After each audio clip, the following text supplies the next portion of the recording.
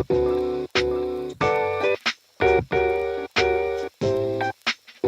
guys, welcome back to Elephants in the Room. I am here with my chiropractors and my friends. This is Charlie and Shayan from the Finetune Clinic. I'm so excited for this episode. You guys know I talk all about the body and trauma and all the things. And working with chiropractors has honestly changed my life and changed my health. So we're going to talk about all of it, but the title of this episode is Cracking the Code of Pain and Healing. Now here on the left, we have Charlie, and he is the founder of the Finetune Clinic. Do you want to tell us a little bit more about that? So I have been working with musicians my whole career. I graduated chiropractic school in 2012. Seems like a long time ago because it is. And I had the idea. I was studying athletes, and I wanted to work with athletes. And at the time, that was getting very big amongst chiropractic students. Mm-hmm. Professional sports teams were hiring chiropractors full time, and there was a big rush to fill the needs that were going on. And it seemed like a flooded market, and I was friends with a lot of musicians, and I play a little music myself, and I just saw a big need for it, and I had a light bulb moment where I realized musicians in a lot of ways are athletes. It's all repetitive stress motions. They experience similar injuries that athletes experience, but they weren't getting the care that they needed, and there was not anyone that was filling that void. So I looked into it a little bit, did some research, and I realized no one was doing it. So it was then when I decided I was going to become the musician's physician and kind of make it my career goal to take care of the music community. I started treating musicians after I graduated and was practicing in Milwaukee on site. So at music venues, I would come and set up at a lot of the venues in the Midwest, Milwaukee, Madison, and Chicago, treat band and crew. We started getting hired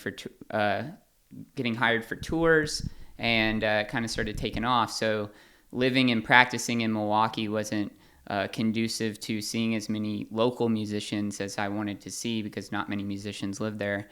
So then I decided to move to Nashville, Tennessee, and open up a practice branded 100% to the music community, and that was the Finetune Clinic. Shayan joined our practice a couple years after we got up and running, and we're very busy and looking to continue to grow and develop. Yeah, they're an awesome team. We love them. We actually found them. Obviously, you guys know me and David moved to Nashville, and we had worked with chiropractors before, but I remember the first time that Charlie, you came to the house, we were like, that was not like any of the experiences we've had with chiropractors in the past. You guys ask so many questions. You go so much deeper to understand the habits that have been formed and all these things and why there are these pains and aches in the body and ways to correct them. And I just remember you guys gave us homework. You're like, okay, this week I want you to do this and this and this and change this. And you guys, I feel kind of just have a bigger, wider approach to overall health. And yeah, it's so cool that you guys work with artists and you specialize in that. But yeah, it's been so awesome working with them. And I just feel like this stuff is so interesting because people don't talk about it. And I feel like people also just don't have a lot of knowledge about it. And you guys know I have a lot of trauma. I talk a lot about that on the podcast. And I feel like there's obviously a lot of physical side effects of that. So I want to talk about all of that today. But Shayan, I always say your name wrong. Shayan. Shayan. Wax on, wax off. Shayan. And he's not shy. No, I'm not shy. No, he's not shy. Shayan, tell me what really inspired you about Charlie or made you want to work with him. What was that experience like? Well, at the time, I was kind of trying to figure out what my next move was. Mm-hmm. At a certain point when you're in school, you have to kind of look for, what's my plan after? Because, it's great if you graduate, but if you can't work, what are you going to do?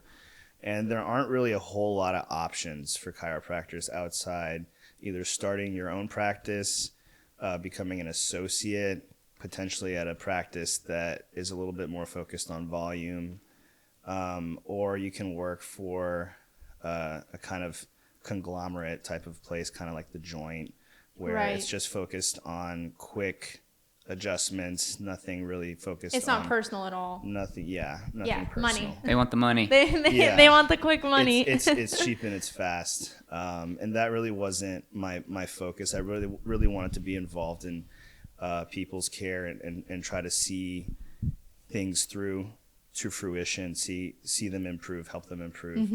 I had a background in physical therapy, and I had some friends from undergrad that were involved in the music industry in Washington, D.C. Long story short, over summer break, I was hanging out with them, and I also had a kind of a moment where I was like, it would be really cool to be involved with musicians. I kind of, I really enjoy music myself. I wouldn't really consider myself a musician, especially in this town, but I grew up playing music, and I think it's really interesting how, just like Charlie alluded to, like musicians don't get the same kind of treatment with respect to body work and health and wellness the way athletes do, given how much they use their body. So I wanted to work with musicians, and a buddy of mine who I was talking to said, hey, I worked with a chiropractor when I opened for this other artist in Milwaukee. Let me see if I have his card. He ended up having his card like 5 years later. And it took me a few months, but I hit up Charlie on his then personal email. And his first response was like, how did you get this email? He's like, who is this so guy? old. It was a very old business card. Yeah, very old. Like he completely rebranded. Yeah. And so we kind of hit it off over email. We had a lot of similar values, I think, just with respect to how we approach treating patients. We're not exactly the same. There are certain things that we both do differently.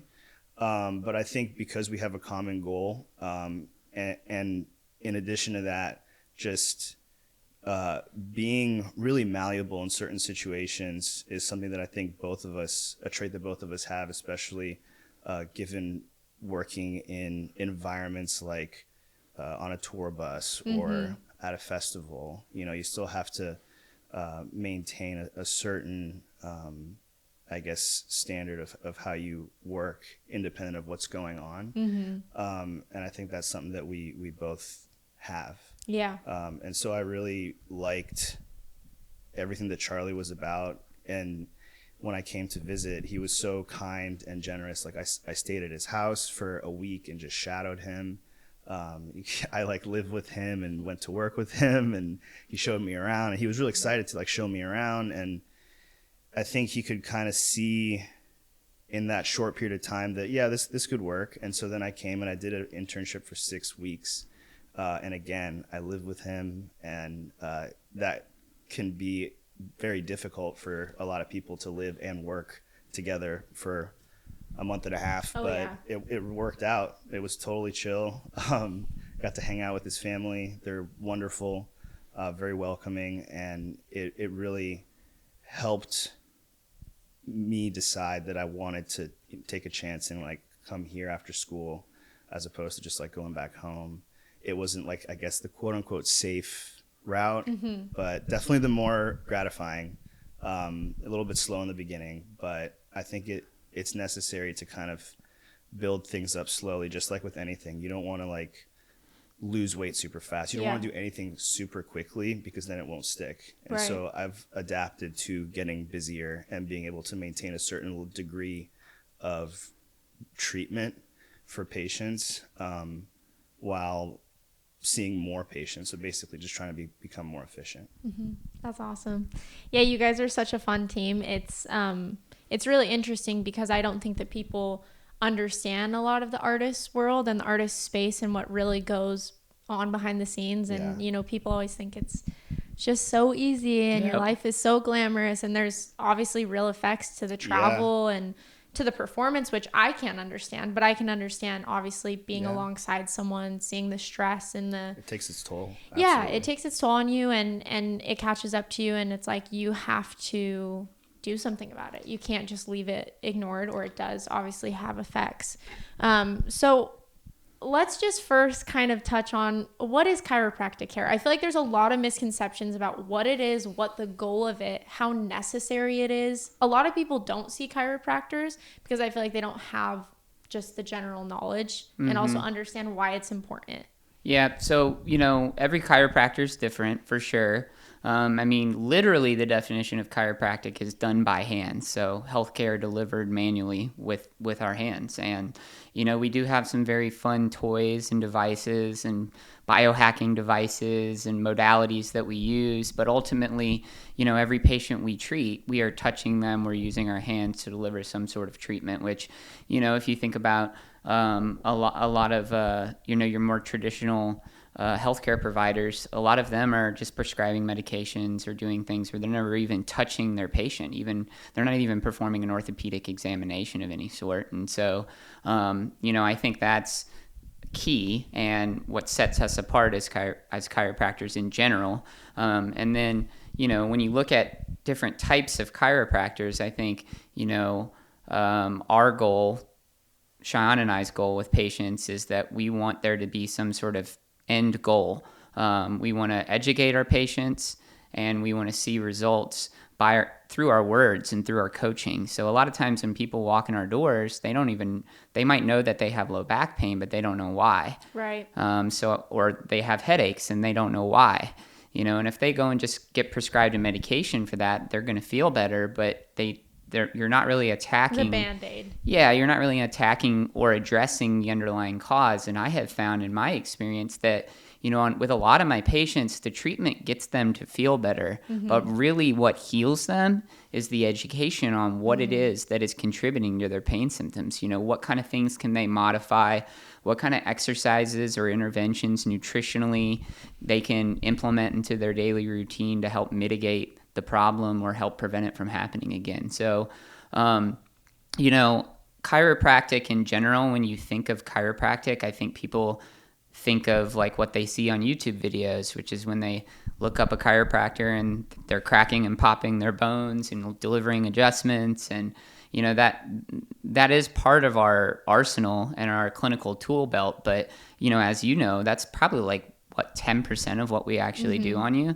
And, the goal of a chiropractic adjustment is not to move a bone that's out of place into place. That's kind of a misconception. There's two things that happen. One thing is that you're able to mobilize a joint, which means take an area of fixation. For many different reasons, a joint can become fixated over time, and you're adding movement or mobility into that area. The other thing that happens when you deliver a chiropractic adjustment, especially to the spinal column, is you're putting a lot of neurological stimulation into the area, which can have a very positive effect. And new research is showing that it actually affects not only locally, but also at the prefrontal cortex of your brain. So, Wow. Which can enhance your perception of pain, improve your perception of pain. It can do a lot of different things. So it's really cool. And there's a lot of really new, solid research that's coming out to support the efficacy and the positive outcomes of a chiropractic adjustment, which I think our profession really lacked for its beginning stages. There was people doing a lot of stuff, but there wasn't solid research to back it up. And I think one reason was because, we didn't have a big organization like the AMA backing us financially. So who's going to fund these research studies, right? I always tell people, because I see a lot of people who have seen other chiropractors and they didn't get results. And then maybe a really good friend of theirs or a family member was like, hey, go see Dr. Charlie, Dr. Shayan. They're a little bit different. It's a lot like going to a dentist. We've all had really bad experiences with certain dentists and then really great experiences with other dentists. So I think you just have to find the person that's the right fit for you and what you're looking for. We're a little bit more thorough. We spend a little bit more time with our patients. There's some people that don't want that. There's some people that want the quick adjustment, and that's okay. So it's all about finding the right fit. Right. Yeah, but I think that changed my perspective when I first started working with you guys. Is I was like, oh, this is bigger than just them adjusting me and then I'm good. Like, I remember the first time I saw you, Charlie, you were like, do you cross your legs a lot?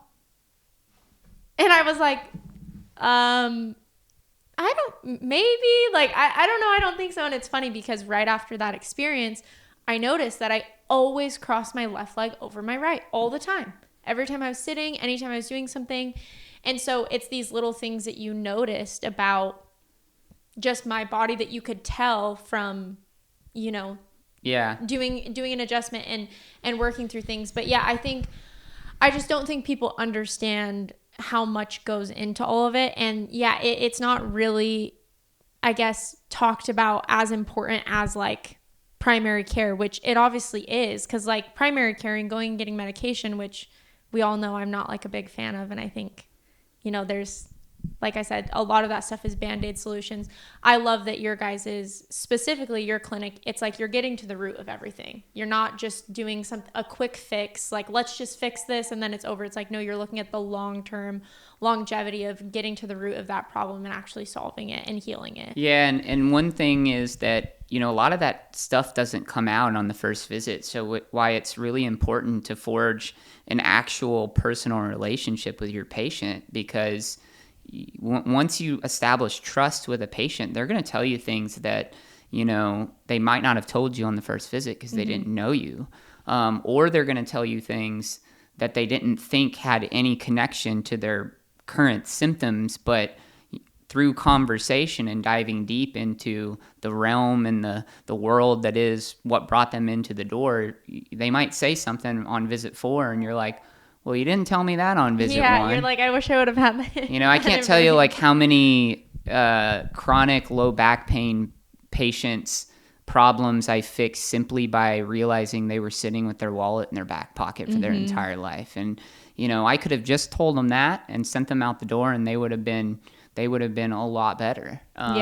Just small things like that can have a profound effect. Or like if you have someone who has had a rotator cuff problem and they sleep on their side every night on that side, that's going to be a problem. And it might not be the only problem, but it is a reason why why they showed up at your door. Do you guys feel like those little daily habits, like our posture, scrolling on our phones, like all these different things, like they really do affect the body?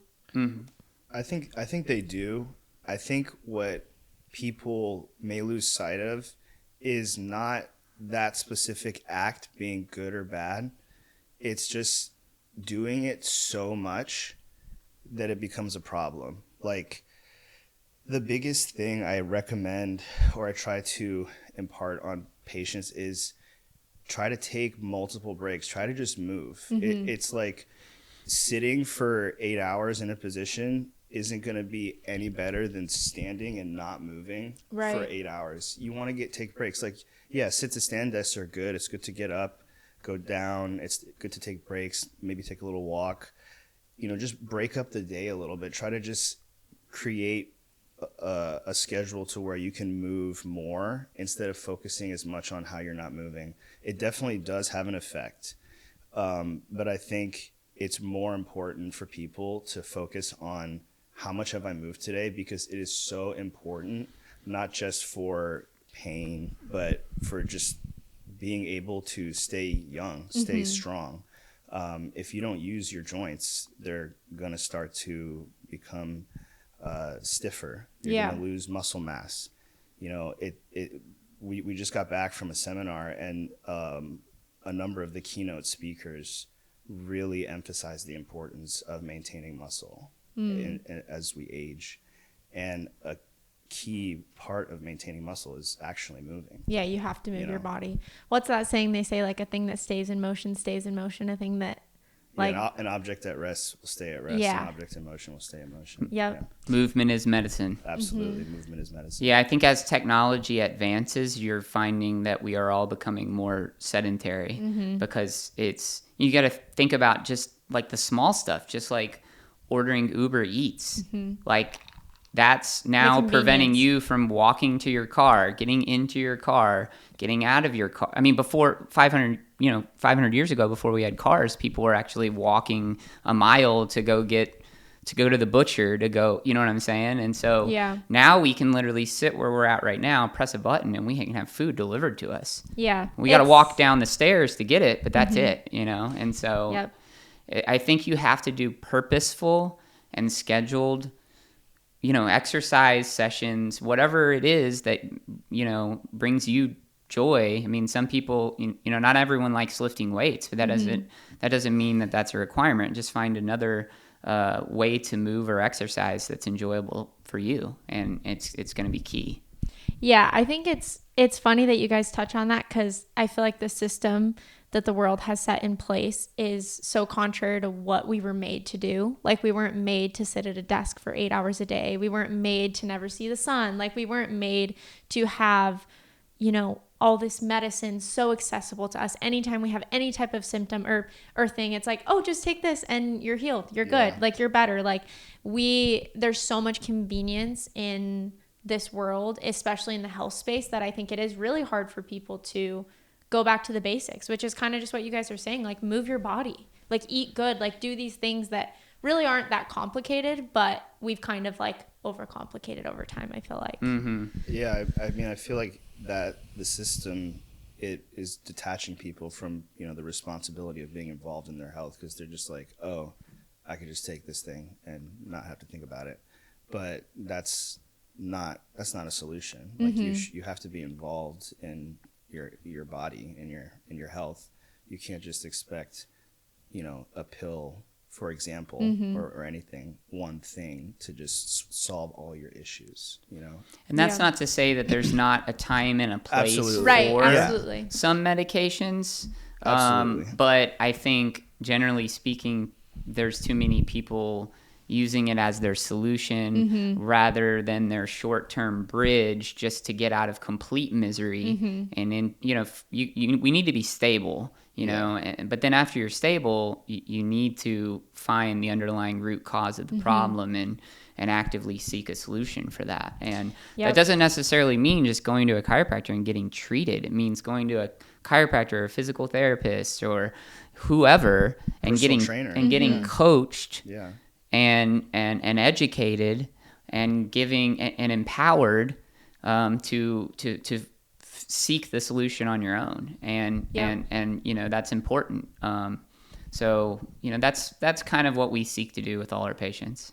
Yeah, I think that's one of like the key factors I've noticed in anyone that I've worked with, whether it be a therapist, chiropractor, doctor, like anyone that, helps me be the healthiest version of myself. I've noticed that the biggest factor that determines someone that like really is good at what they do is someone that wants to educate you and wants to say, hey, I gave you this information, now go apply it outside of this hour that we have.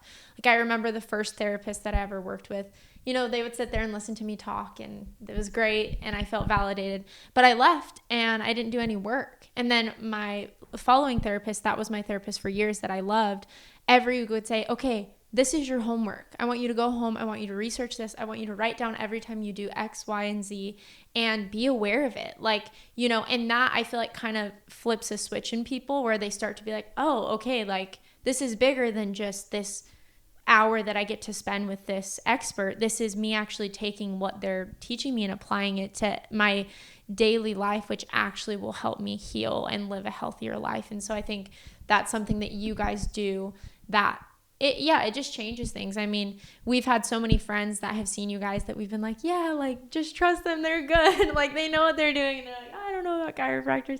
And then they see like, oh, these people are like legit and they know what they're doing. And you guys also have, again, relating to the artist, not that a lot of people will understand or relate to this, but you guys know specifically what an artist body goes through mentally and physically. Yeah, I was going to say the mental toll is a big element in that. And it's not like we're treating mental conditions directly, but I feel like our familiarity with what artists go through can turn us into really good coaches and help coach them through whatever they're dealing with and put things into perspective and provide solutions that they might not get from a psychiatrist or a therapist, in terms of, like what he was talking about, like, hey, are you you're depressed, you're anxious, are you exercising at all? Because they have found that exercise is the single most effective thing in treating anxiety and depression. Wow. And that's not me saying that, that's fact.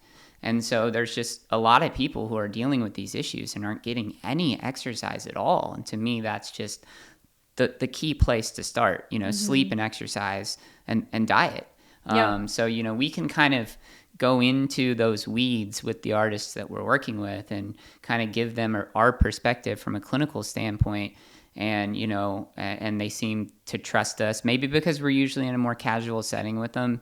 We're not wearing a white coat, we're not in a hospital or a clinic, but I have just kind of, being around thousands and thousands of musicians over my career, I've just kind of figured it out, and I know how they operate. I know what they're going through. I've been on tour before.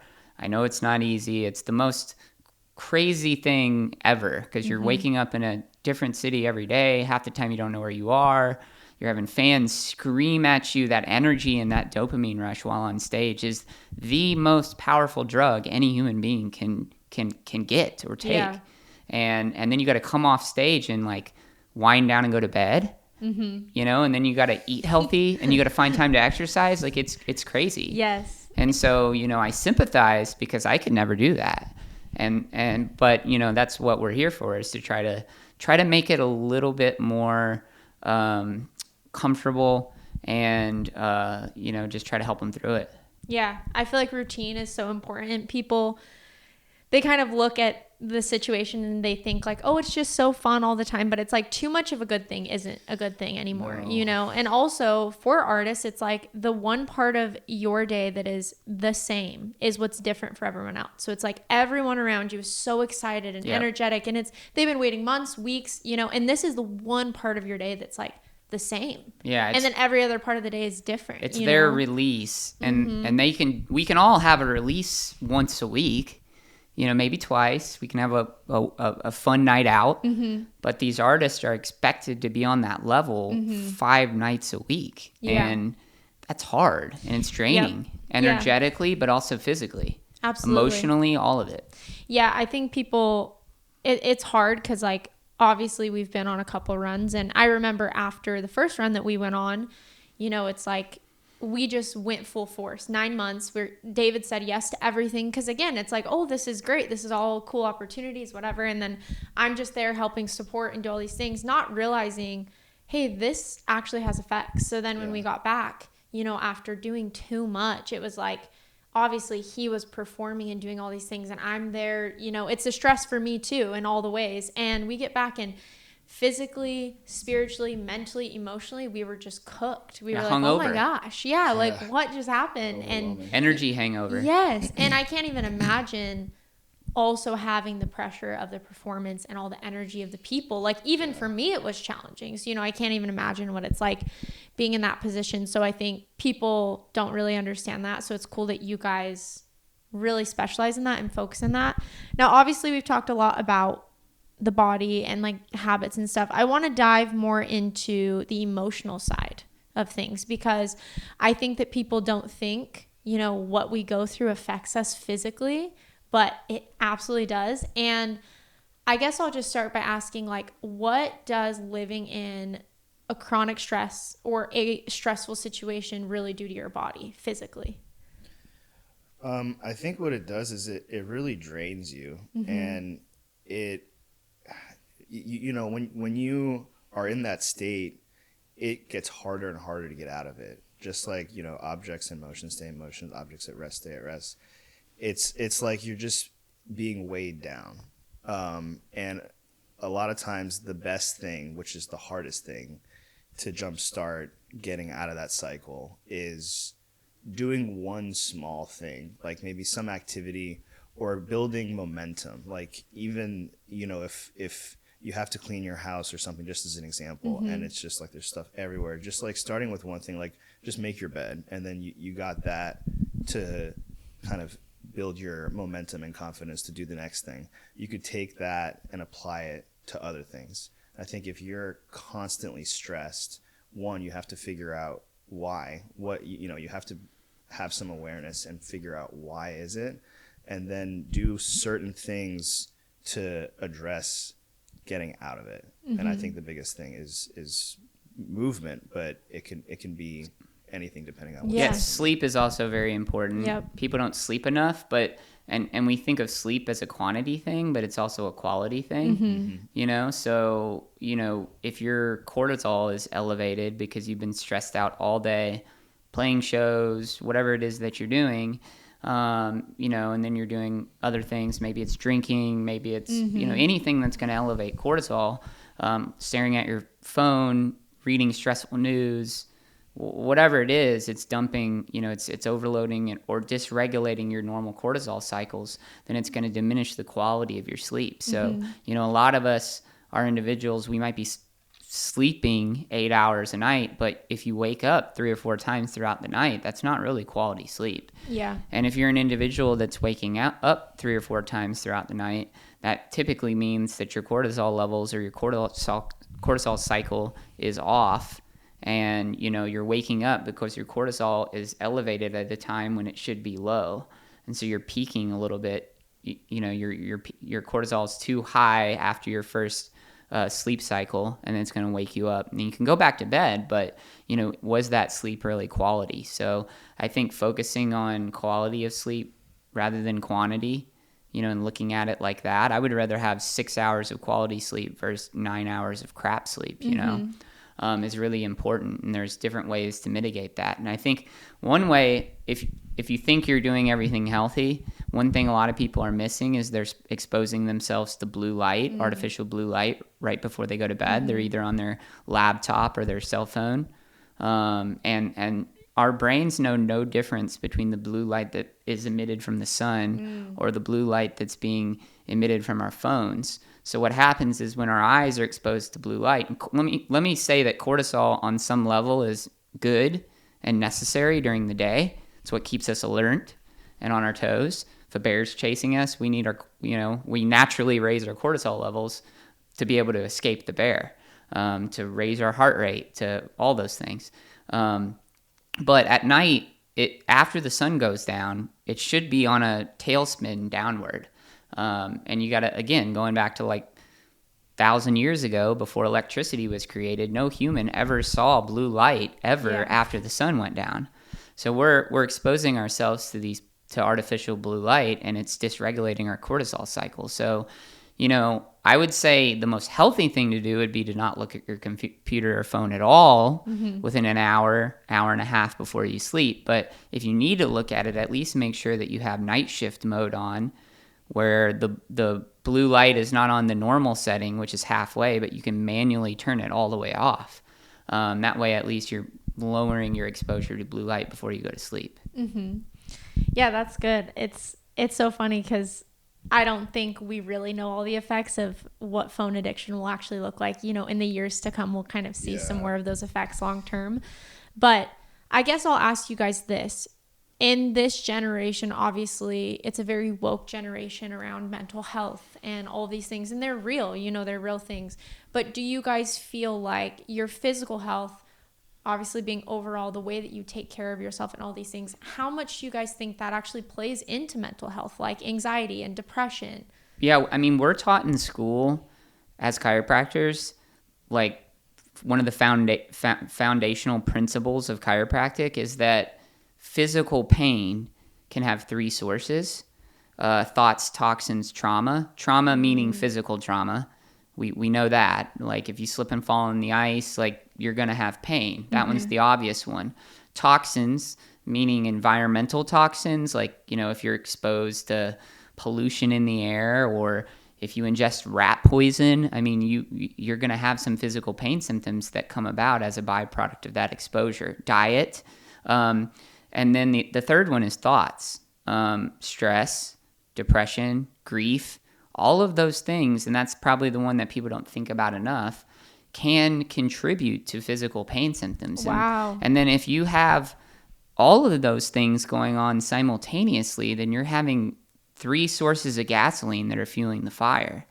And again, that's why when we're with a patient, history is really important because, we might not address all those things all at once, but if we can address as many of them as possible, we're going to have the highest potential to get done what the patient came in for, which is to decrease those pain symptoms. Yes. We're also probably going to have the highest likelihood to get a long-term result. So, I definitely think mental health, emotional trauma, all of those things play into the pain symptoms that our patients are experiencing. And that there can be a lot of different things that are kind of all part of that system. But, everybody knows the nervous system, and they know chiropractors treat pinched nerves, or, however you want to put it. But, it's all part of the same system. Brain, spinal cord. I mean, it's all one. It's all connected. Yeah. So, which people always say, but it's true. Yeah. It is very connected. Yeah. Very connected. Yeah. Those 3 points you made were crazy. Like, those are what can cause pain in the body. Well, that's one of the tenets, I guess you would say, of chiropractic. Wow. Is like trauma, toxins, and thoughts contribute to pain. But I think on a broader note, pain in general has so many factors. It's an amalgamation of so many. Your history, your stress level, genetics, fear. One of the biggest things that can contribute to pain is fear. Fear of moving and that you're going to hurt something, fear avoidance. It's not always something physical that's causing your pain. And I think that's the biggest thing that I try to explain when patients come in and they are having so much pain, so much acute pain. You really feel like, oh, there's something like grinding or something in there that's just like pinched, or there has to be some reason why this is happening. Or, if you look at an x-ray or an MRI, they're looking for some sort of answer, like what is that thing that's causing the pain. But a lot of times, because there's so many things that affect it, there isn't just one thing that we do that helps you get out of pain. It's teaching you things, changing your mindset, helping you build confidence when you move, in not being in pain.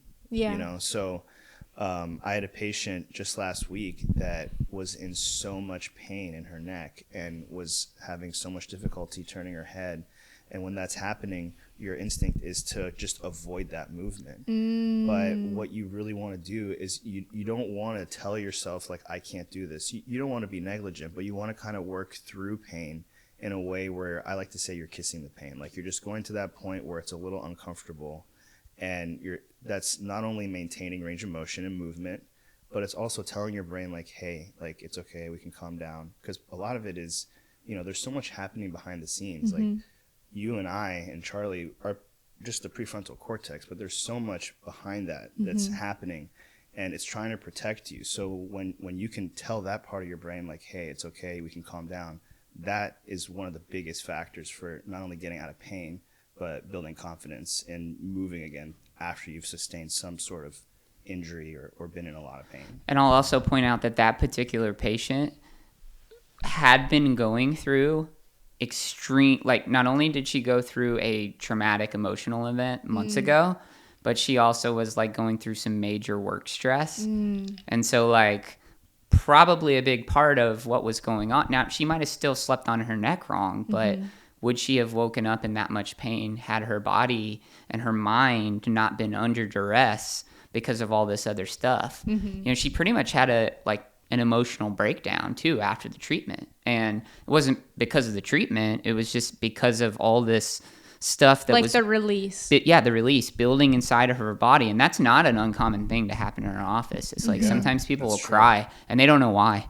And I think it's just because the body keeps the score and it's storing certain things, and we don't know the exact science behind it, but it's happened enough to where we know there's some connection there.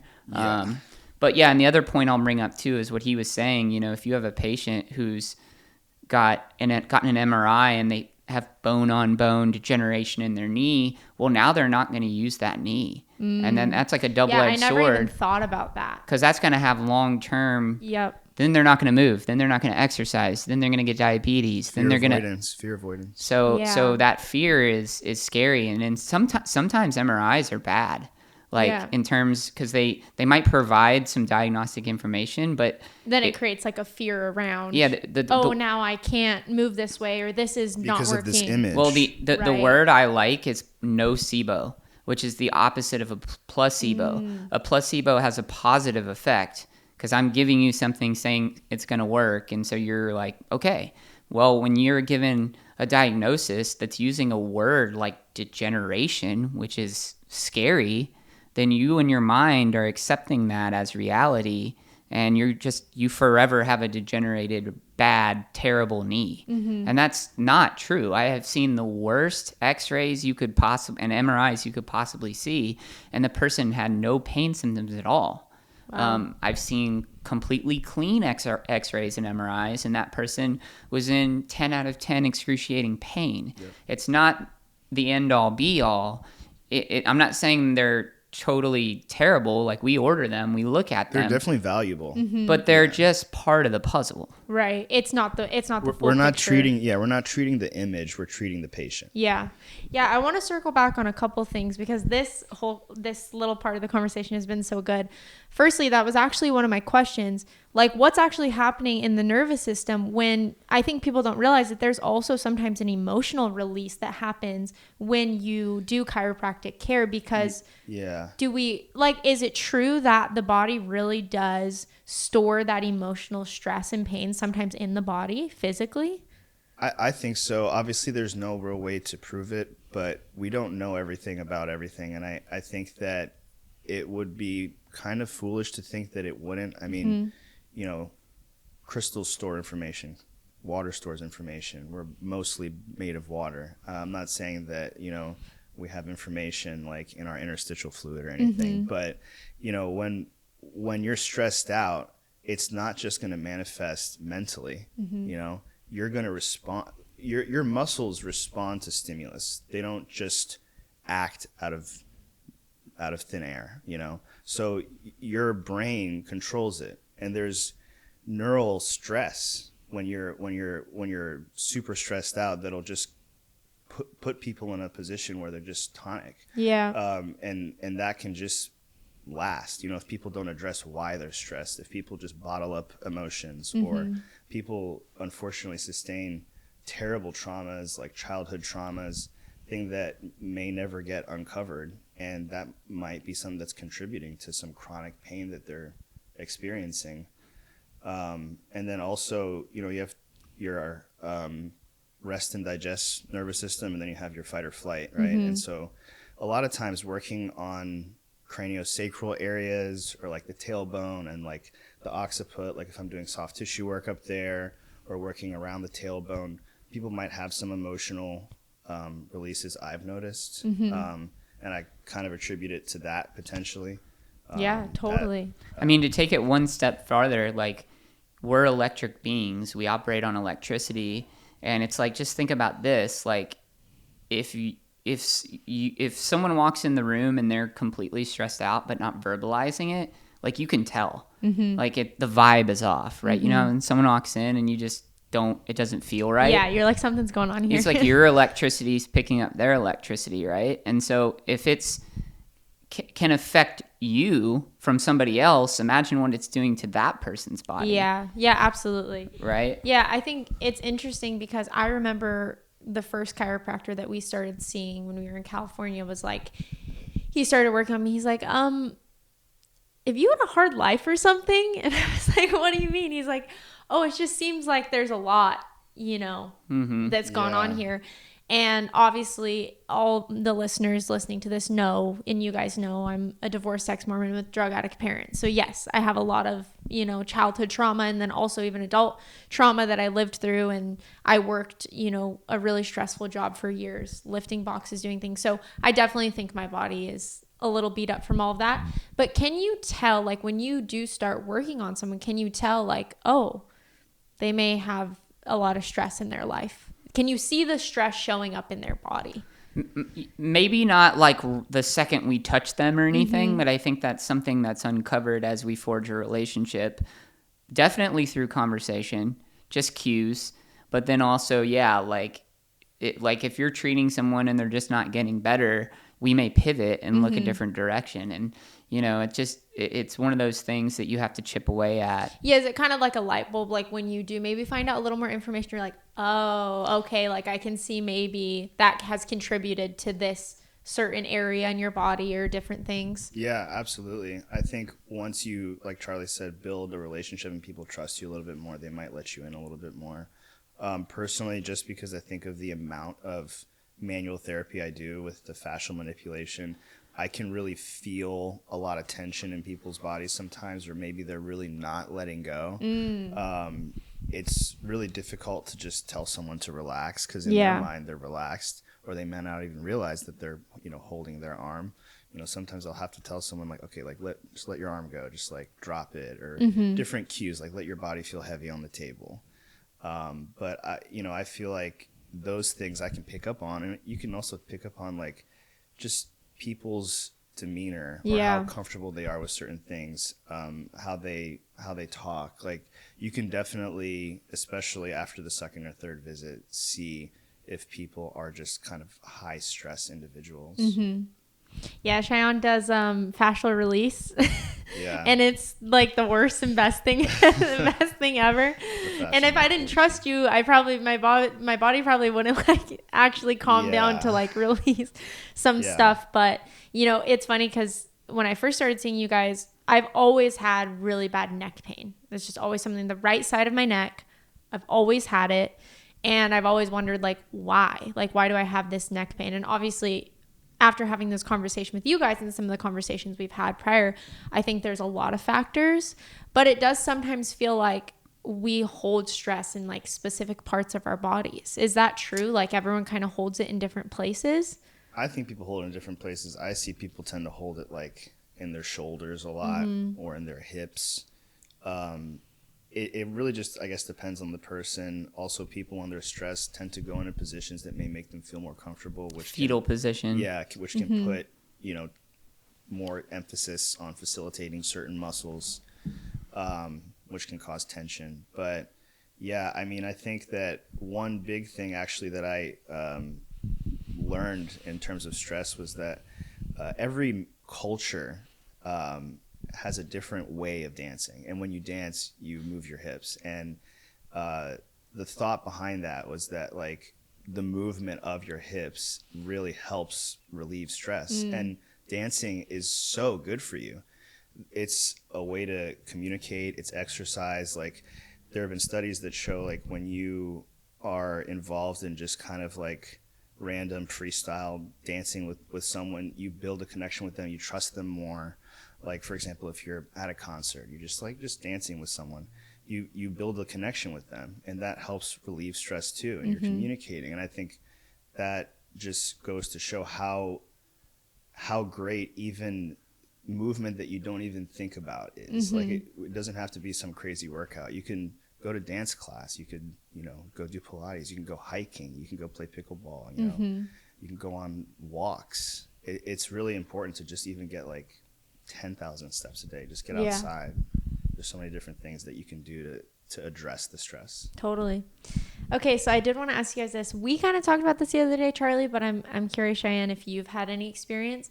What's like the biggest miracle you guys have seen, like a big change in someone's life just from starting to work with them in chiropractic care? Like it's an issue that they had and they didn't think that chiropractic care would really help it or fix it, but it did. I initially have two stories. One, kind of a weird one, is they always taught us in school with young kids, like they, because kids aren't very good at verbalizing certain symptoms or problems.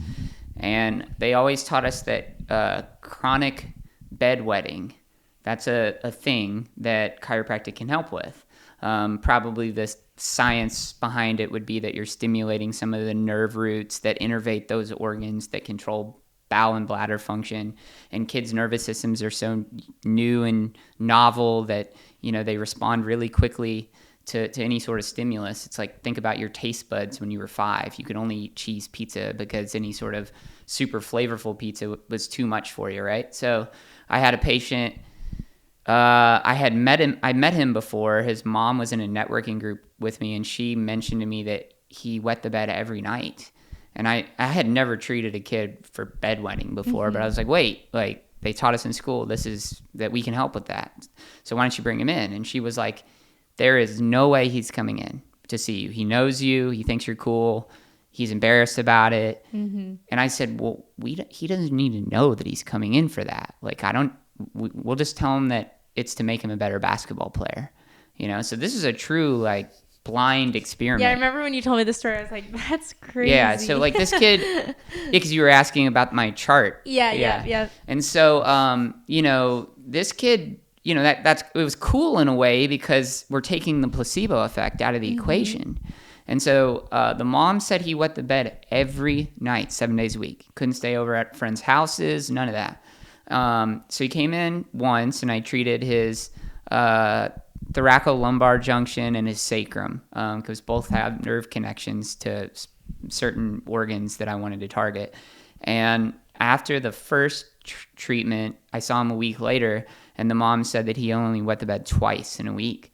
And after the second visit, he never wet the bed again in his entire life. So that was really cool. The other example that I can think of off the top of my head that's more recent is I had a patient. She had been seen by tons of doctors. She had a cyst on one of her ovaries and diagnosed endo. And she had back pain and pelvic pain. And she went to the doctor, and she was convinced that it was coming from her endo. And they were like, no, you need to go see a physical therapist or a chiropractor. Like, we don't think it's coming from the endo. We think it's coming from your back. And so she got my number and contact info, hairstylist. She came to see me. I mean, I did every orthopedic test I could do, and I could not reproduce her low back pain. And I told her, I said, I honestly do not, I think your pain's coming from, your cyst or your endo. I don't think it's coming from your back. You might have some underlying structural stuff, but like, I can't reproduce this pain. But I said, so that's the bad news, because she thought she was there to get her back fixed, right? I said, the good news is I do have some things that I think will be helpful. We used our low-level lasers, which create a photobiomodulation, which increases cellular function. We used that on her, and then I got her on some nutritional supplements, some protomorphogens that are basically oral stem cells. And it changed her life. Like, she has sent me probably 20 patients since. And wow. They're like off the wall patients. They're like patients that come in with the weirdest, craziest stuff. But, all her pain symptoms went away. She's way happier. You could see the change. She came in miserable. Mm-hmm. Now she's just so talkative and pleasant. And, it was just educating her. I mean, I sent her a bunch of dietary recommendations too. I just thought outside of the box and kind of, and that was cool because she has the nicest things to say. And that's awesome. Sent her mom in, and her mom thanked me and gave me a big hug and thanks for changing my daughter's life. Like, I mean, stuff feels good, Yeah. That's awesome. I had to really think about this. So Derek might be one. Yeah. Well, I was thinking about him, but recently, actually, I would say in the past 6 to 8 months, started pretty much exclusively doing fascial manipulation or incorporating it with some other treatments like the low-level lasers. And I started doing it with some patients that I hadn't, because I thought maybe they couldn't handle it. It could be kind of painful, which I know. Yeah, it's painful, guys. Let me tell you. Both of them. But I did just two sessions on her, and after the first one, she came in, and I could, how we were talking about, like, you can tell when people are holding stress or tension, and she just seemed kind of different. She just seemed kind of like a little more chill, and she was like telling me, she was like, I didn't want to like, build you up so much, so to speak, but that last treatment like changed my life. And wow. I was like, it's kind of like heavy if someone says that to you. And she had a lot of underlying issues too. It wasn't just pain. It was a complicated case. A lot of complex stuff. And, we would adjust her, and she had a lot of experience with chiropractic. In the past, she lived on the West Coast and had seen chiropractors for years. But sometimes even very gentle adjustments would be a little bit too much, in the sense that her body would feel good momentarily and then would kind of be a little bit uncomfortable later. So that was the main reason why I didn't want to do this. But I just kind of was just like, you know what, I just want to give this a shot. I've been having so many good outcomes with it. And she said that it so far, and it's just been 2 sessions, and it just showed me that sometimes what I do, I don't think of it as like, you know, it's easy to be your own worst critic, like, oh, I didn't do this right, I didn't do that right. But, you know, it doesn't take a long time to have a really good effect on someone's life. And I think if you just have good intentions, obviously it's not just about intentions. You want to be informed about what you're doing, but I think intention does play a big role, especially with you when you're working with your hands and we're literally using our energy to affect you. Whether we're adjusting you, whether we're doing manual therapy, we're literally hands-on using our body to try to help you. And I think the intention does have to be there, so to speak, when we're doing that. And I think that moment for me, I was like, whoa, like, you know, it helps with my confidence and it makes me want to do it more and learn more and go deeper into it. And I think moments like that, you know, for both of us kind of are why we do this. Is it's so gratifying to show someone that their body is not fragile, to encourage them to move. I just want my patients to enjoy, you know, life and want to move. Whatever your goal is, I want to help you do that. The cerebral palsy patient thing was pretty cool too. Yeah, I had a patient recently that came in with cerebral palsy, but he was there primarily because he had really bad low back pain. He was moving something in his really big truck that he just got, really sick 4Runner, and he was lifting a 70-pound road case into the trunk, and he was tired, and it was just kind of cumbersome, awkward shape. And you know, in school, our teachers would tell us, like, the worst thing to do is, like, lift something and be upset. And he was pissed off for some reason, and he was twisting. And anyway, he had this moment where he couldn't straighten himself out. And so he came in. And he's already got difficulty moving because of his condition. Yeah. So one of the signs that comes along with cerebral palsy is, like, clonus. So, like, a lot of times your muscles will, like, kind of spasm or be contracted asymmetrically. You might have a little bit of a different gait when you move. And so the first day he was in a lot of pain, and he was having a lot of, like, this twitching. And it was interesting. He told me his goal wasn't actually to get out of pain. It was just to be more functional. He's like, I've lived with pain. I'm fine with pain. I just want to be able to be more functional. Yeah. And so I was like, that's the first time anyone's ever said that.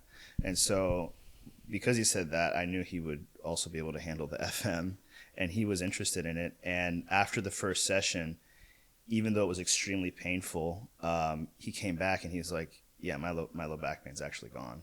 And, wow. And a lot of the clonus that he was experiencing was gone. Like it was easier for him to kind of walk with a more normal gait, which is great. It's very gratifying when you can just help people improve their quality of life. Yeah, and we're not going to cure anyone with anything that we do. Yeah. But if we can make them function better, move better, feel better, empower them, then we're doing our job. You know, it's more so up to our patients. We're kind of like the energy boosters that are kind of like, you know, recharging the batteries. We're like the training wheels. Yeah, exactly. I think it's so cool because I think a big theme for, like, you know, this podcast and what I do is that I think so many people stay stuck in physical, mental, emotional pain. Like, there's so much that we go through in this life, and I think people just oftentimes just don't address it. They don't talk about it. They sweep it under the rug, and they just go on with their lives because we're just told that, yeah, we're just meant to perform and show up and keep moving and keep going, right? And all these things, live, just go world where we never slow down and, like, actually look at what's going on deeper and why we have this pain. And that's why people like you guys are so special, because it's like you literally improve the quality of life. And you know, it's like all these things, the way we feel physically and mentally, it's like they affect every second of our days, you know? And so it's like healing from these things, whether it's emotionally, you know, with a therapist, or physically with a chiropractor that's also kind of emotional too. It's like it changes your life, you know? And I just feel like people stay stuck so long not knowing about this and not really giving it the time and the care because they just don't think it's important. They don't really see. And I mean, for me, you know, that I felt that way, you know, my whole life. I, you know, ignored what I went through as a child and as an adult and didn't think I needed to face it and thought I just need to be perfect and pretend like everything's fine. And until I actually started dealing and healing through all my trauma, I was like, oh, wow, like I am not living in such anxiety anymore. Like I have so much freedom now. And I think even now moving into like physically and like our physical health and working with you guys, it's like so much of the pain in my body and just the way I move my body has changed, which helps my quality of life so much. But when David first told me about chiropractic care, you know, I was 21. I was like, I mean, I've never been to a chiropractor. Like, I don't really think I need it, whatever. See, that's funny. I would have thought you were the one to introduce him to it. See, I got him into the raw milk and all the things. Yeah. Like when I first met him, I was like, no food dyes, no red 40, all these things. And it's so funny. Love his mom to death. She's like a Velveeta mom. That's what I call the people that just like, you know, they love the chemicals. They love all the things. They don't mind him. And so I remember when I met him, he was very into like healthy, like he did bodybuilding for a little bit, so he was like, I eat chicken breast and eggs, and I'm like, well, are they pasture raised or organic? Is your chicken organic? Like, where are you getting your chicken from, you know? And so chicken breast doused in Velveeta. Yeah, exactly. So I think I introduced him to that, but he, like, working with chiropractor totally changed his life, and so he introduced it to me. Actually, funny, very short story, when I first went to the chiropractor, I had this really bad thing in like the back of my hip, and I felt like I couldn't move, and then it kind of went up into my rib, and I felt like I couldn't breathe. And I remember I lifted a box at work, and then I literally felt like I couldn't breathe. I thought I had a kidney infection or something going on, and he was like, let's just take you to the chiropractor. And I was like, okay. And I went, and I remember I was so scared, and right when after they adjusted me, I was like, oh my gosh, I can breathe. Yep. Like I can breathe again. And I was blown away. And then obviously working with you guys has been so cool. And you guys have not only partnered with us in, you know, the chiropractic care, but help us with supplements and all these different things and look at the deeper things going on within us to help us. So yeah, this has been so fun having you guys. But I guess before we end, you know, what are some things that people can do today to start making changes in their life, to start really addressing these things? I think the most important thing people can do is to set goals. Without goals, you're not working towards something. And that doesn't mean like, you know, some lofty goal. It's very attainable goals. And then those goals can evolve and advance as you progress, right? But, you know, there's a lot of things we talked about on this podcast today. You know, diet, movement, finding the right healthcare provider or coach. But I think if you make goals in kind of each of those categories and work towards them, I think it's not only going to help you become a healthier and better person on all the different foundational pillars of health, but it's also just going to be very fulfilling. Like, I mean, for my movement, like I'm a marathon runner, and one reason I do it is because I set a goal to run a marathon. So then that essentially forces me to train. Well, then I'm finding that I'm running and moving every single day, and then I got that crossed off, that box crossed off. So, you know, I find that setting a goal keeps me motivated and helps me to gravitate towards what I'm trying to accomplish. So that would be my biggest suggestion, is to just try to find someone like us in your hometown that is a source of education or a resource where you can kind of pick that person's brain and find healthcare solutions, but then also work with them on your goals, and then gravitate towards it, because it's like the law of attraction. And it worked for me. You know, I decided I wanted to work with musicians, and here I am. You know, and so not only getting to work with David, but also sitting in his living room recording a podcast. Yeah. So, you know, it's very rewarding and fulfilling. And I think setting goals and being proactive about your own health is crucial. Yep. I was just going to add, I think it's important for people to be kind to themselves. It's easy to get frustrated with yourself when you don't do the right thing. I think 99% of the time people know what they should do, whether or not they do it or not. And it's easy to, beat yourself up because you cheated on your diet or you didn't exercise as much today. But I think to build off of the goals thing, like, you don't have to be 100% every day. Even just being consistent and showing up may mean 10 or 12% that day with whatever it is that you're doing. But I think just giving yourself credit for doing that thing and showing up, more so for yourself, because, there's so much in the world that is against you that, like, at the very least, you kind of have to be in your own corner. So I think if you just focus on being kind to yourself every day and setting those goals and trying to be consistent, I think that's where people can, build a really good foundation to build off of. Yeah, I love that. Yeah, this has been so fun, and I just think it's really encouraging because, if I've learned anything, it's that investing in your health, your well-being, like mentally, physically, emotionally, is so important. And I think we oftentimes just invest in so many external things that make us look good, that, adds more money to our bank account, whatever it looks like, which those can all be good things in moderation. Sure. But, like, investing in your health is like the best investment that you could ever make. Yeah. And I just think that it's really overwhelming, especially on the internet, because there's so much information out there. Like, where do you even look? What's, one person says, bad. like, you a can't lot of drink quick this. fixes too. A lot of quick fixes. Everyone's on Ozempic. Like, there's all these things, that people talk about. And so I think for a lot of people, it can be really overwhelming to know, like, what's even true. I want to be healthy. Like, I want to be a better version of myself, but I don't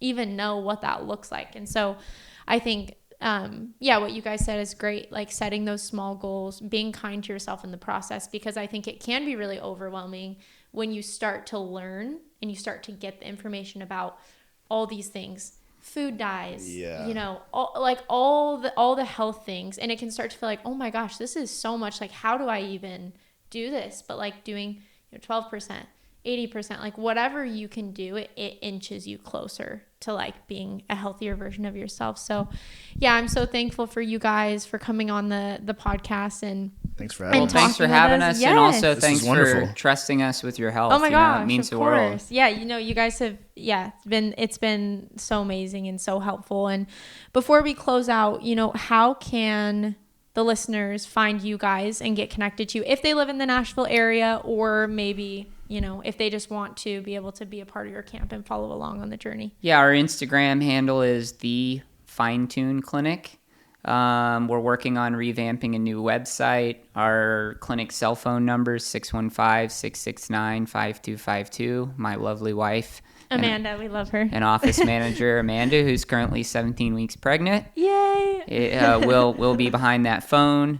Shayan and I both have personal Instagram pages, which you can find through the Finetune. I'll link them all below too. So there you go. Yep, they'll all be there. And that's probably the best start right there until we get our new website launched here in the next month or so.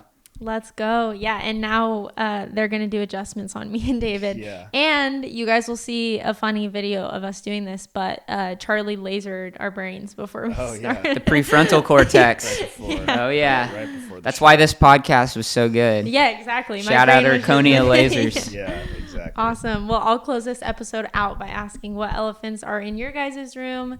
My name is Nicole, and I will talk to you next week.